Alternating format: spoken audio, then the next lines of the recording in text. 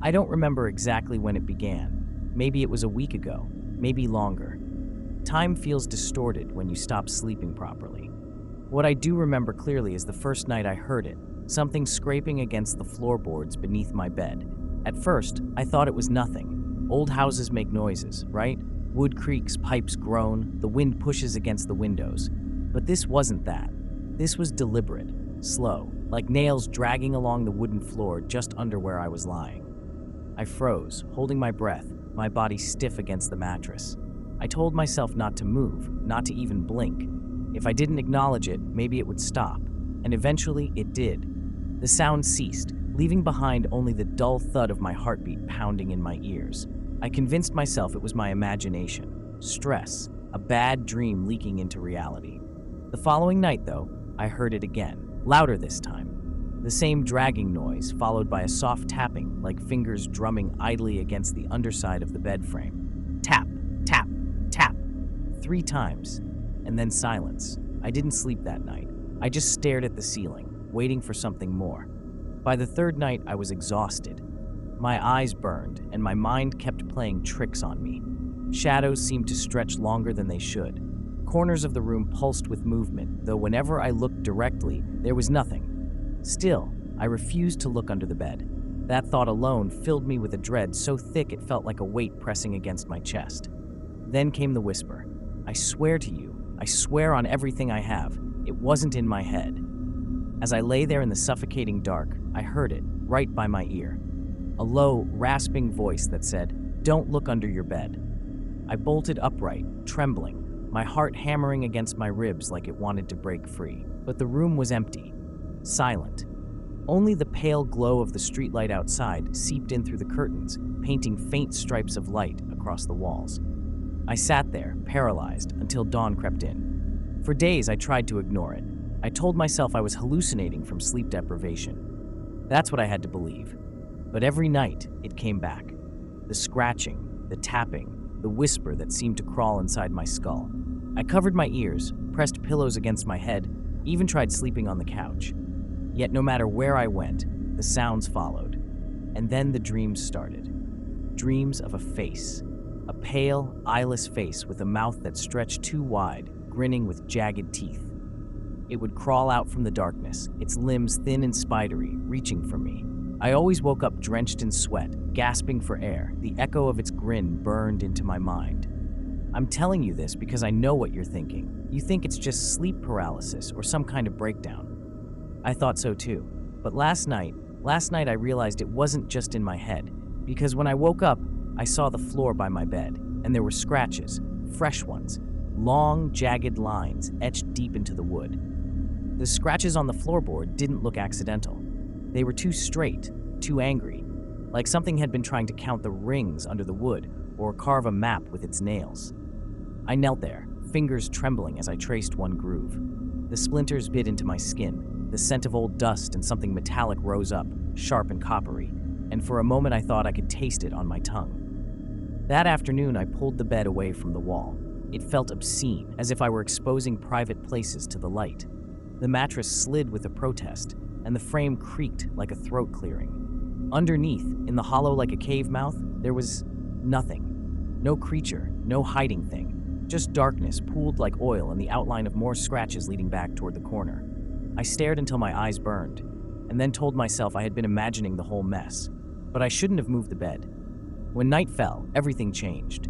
The house took on a new temperature, colder, like someone had opened a cellar door in my bones.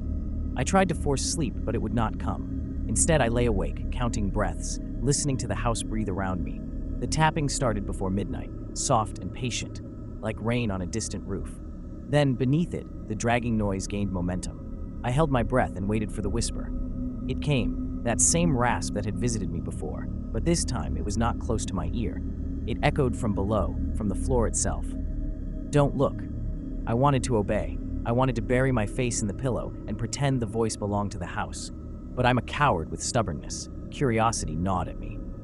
I reached for my phone, the weak screen offering a small, shameful circle of light, and aimed it under the bed. The image that bloomed on the screen made the throat in my chest contract.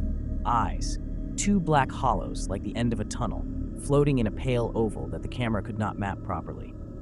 The face, if it could be called that, was too smooth, too pale, as if it had been carved from bone and dust. Its mouth, when it opened, was a black seam that unstitched into jagged teeth. It didn't lunge, it smiled, slow, like someone tasting a secret they weren't supposed to have. My phone slipped from my fingers and fell with a muted thunk. It landed screen down, its light dying.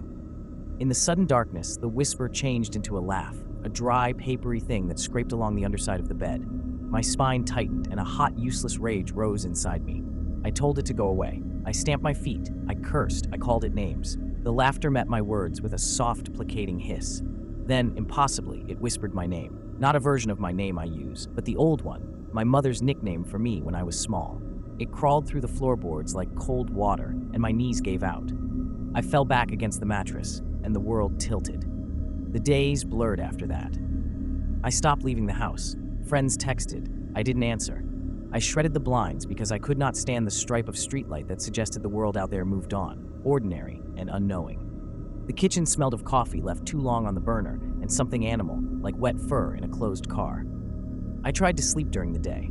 Whenever I closed my eyes, the pale face returned in the corners of my lids, grinning wider each time. It started appearing in reflective surfaces, the black of a turned-off TV, the back of a mirror I had wrapped in a towel, even the dark surface of my phone when it was face down. Always there, always smiling, always below.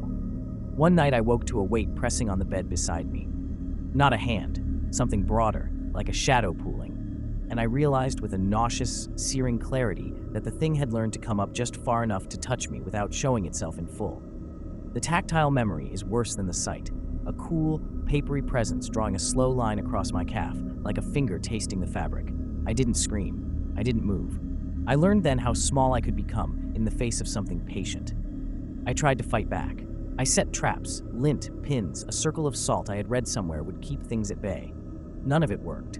The salt clumped into a dusty smear. The pins lay untouched, the lint scattered like confetti.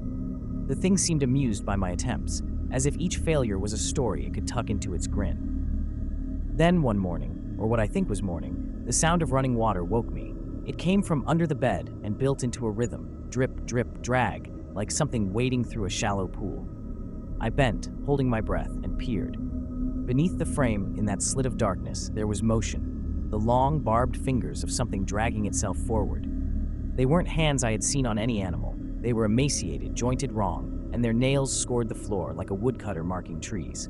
I backed away against the wall, and in that recoil, the thing smiled in a way that made me feel naked. It knew my panic.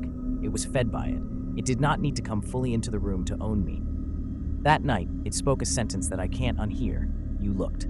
When it said you looked, the words were not accusations so much as inventory. Somewhere between anger and appraisal, it cataloged me. My fear, my sleeplessness, the small, foolish bravery of dragging a phone into the dark. I sat on the edge of the bed, palms flat against the mattress as if for balance, and listened to the slow progress of something moving beneath the floor. Each scrape was a sentence, each whisper a margin note. I decided then that I would force an ending. If it lived beneath my bed, I would make the bed its final hiding place.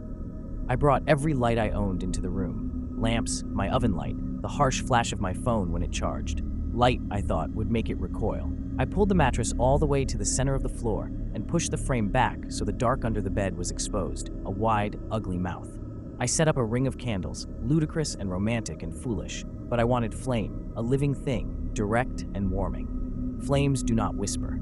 As the candles guttered, the house changed its voice. The taps and scrapes slowed, then sped up, as if whatever was under the floor was pacing. The air grew thin, like chewing on paper. My throat tightened until every breath sounded like a borrowed secret. The face came up to the edge of the frame. It leaned, like curiosity, on long, barbed legs. Close enough now, I could see details my mind had blurred. The way the skin around the mouth sagged, folded like tissue, the faint, cobweb threads at the corner of its eyes, the way its grin had tiny, deliberate notches, as if it had been sawing at something over time. It spoke again, but this time not in a whisper. It spoke with the sound of something clearing a throat made of leaves. You brought light, it said, and there was a pleasure in the syllables. You called me up. I felt something in my chest crack, not the sound, but the recognition. It was not only me who had been looking. I had been a kind of mirror, a conduit. By naming it, by noticing, I had invited it to reflect back. My attempts to trap it, my salt circles and pins, had been the sort of performances it enjoyed, human rituals that gave shape to the night. It was older than my fear. It fed on the honesty of being seen. And then it reached. The thing did not lunge in a way a living predator would. Instead, the floor seemed to move, as if the house itself were breathing out something long and lean. Fingers, too many to count in the wavering light, pushed through the gaps between boards and curled around the bed frame. The mattress dipped, a soft, obscene mimicry of someone sitting. The candles guttered, and one by one went out, their flames extinguished by a breath that smelled of cellar rot and pennies. I tried to stand. My legs did not cooperate. The voice, no longer a whisper but a chorus of crackling pages, filled the room, each word like a thumb running along the spine of an old book. "Stay," it said. "Stay and remember." Memories suddenly were not safe in me. They began to unspool. Childish laughter that belonged to someone else in a house I had never lived in. The smell of mothballs and boiled cabbage. A lullaby sung in a tongue my ears pretended not to understand. The thing was not simply beneath my bed. It was beneath me. Beneath my manners, my small quiet habits, the rituals of making a bed and tucking in a life. And it wanted those histories back. My hands found the phone. Against reason, against every instinct that had kept me from looking, I raised it. The screen flashed, and the face on the display was different than before. It was my face. No, a suggestion of my face, stretched and smudged the way a reflection looks in rippled water. Its mouth opened the way mine had when I first yawned this morning. Its eyes blinked like mine blink now. For a terrifying second, I felt inside myself the urge to crawl, to slip under and become that hollow smile. It was the most intimate thing I have ever known, a desire to disappear into the place that had watched me so patiently. I threw the phone. It shivered like a beetle and landed face up. Its light pinned the creature's grin, and for a heartbeat, the thing recoiled. I crawled back on my hands and knees toward the door. Behind me, the bed sighed and something heavy slid into place. It was the sound of a lid closing. I ran out of the room without turning. The house followed with a cacophony of small noises, the skitter of nails, a soft guffaw under the floor, the faint rustle of pages. I have not slept in that house since. I stay elsewhere now, in a place that smells of lemon and bleach and the confident hum of other people's existence. But the scratches remain on that old floorboard, catalog marks that no paint will erase. Some nights I hear it in my dreams, patient as ever, reciting the tally of my days. I thought distance would lessen it. It only sharpened the memory into an ache behind my eyes.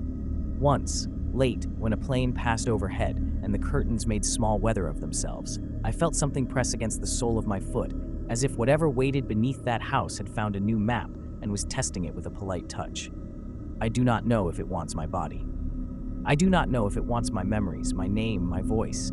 I only know that by looking, by answering the whisper, I opened a ledger I cannot close. Don't look under your bed. It already knows your name. Subscribe to Horror Story Bar.